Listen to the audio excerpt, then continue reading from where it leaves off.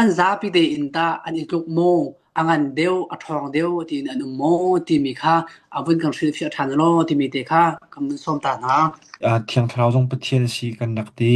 jisu zong pathian kan si kan ti pa pathian zong pathian si kan ti ti ka hina pathum hi ani tluk mo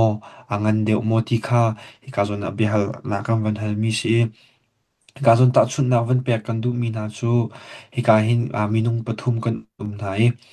kan pathum te hin minung kan sidi na sinak pakhat angai mi ka sinak minung sina angai chu mi kan sin nai hi ka zona hin a Solomon minung na sedeu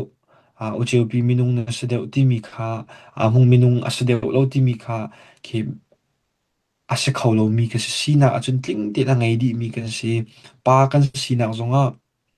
nula pa kan sina zonga pa pa na si chun na se kawe alai phang pa sedeu pa sedeu lo ti kha a mi asa shim lo pho chop asi ti mi kha hi ka zon ti zong hin van chim ka du chu cha pa fa thiang tharau hi an pathum ning te in pathian an si kan ti ti ka hin pa zong ni pa sinak tling a pathian sinak tling ti angai jisu zong ni pathian sinak tling ti angai thiang tharau zong ni pathian sinak tling tin angai mi an si chu cha an zam pi ti an tluk ti kha hi ka zon van chim ka du e chu kan fian kho na ha ding ta chun nak pakhat van lak chabri ka du mi chu ta chun nak atu America ne president tuan lu mi chu Donald Trump si zai tluk man areng wangan man se lo keima nak in minung asi deuh nak hlei kha pakhat man lo zai tluk man in nol ngai zai tluk valai chunga nol ngai big asakau nol ngai big asakau ngai na bu in minung hauda minung ase deuh ti mi kha bia kan hal uselo li ok ai khat bakti kan si Donald Trump minung keima nak in asil hai nak pakha man lo chuban tuk in pa fa nabaltin kanidan nak tu kan rian le kan si ning kan ai dang kan rian kan ai dang mi kan si chuban tuk in zirwang da ne tluk nen ti si chun Jesu Khrih hi pa sin a thla cham kun silo sile zirwang da chan adong lai para kiat second coming kong na hi ani na chan hi zirwang da thai lo ti mi kha be hal na e hi marang hon ka chun subordination and ti fuinak chun fa ti pa tang ai van idar nak ti kha hi ka zo na hin alang nge kan thai ban tuk in Jesu Khrih velai chong rak nun ti ka hin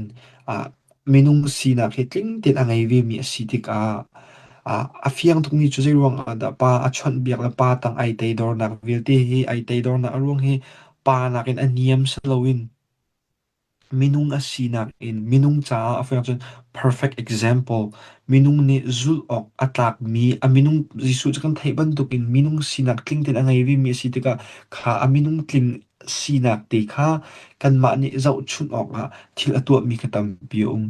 chun na pa tang ai dor nak chun pa nol angai nak chun ke chaka aka thla tu pa du nak tu ai career na si te man tu pol na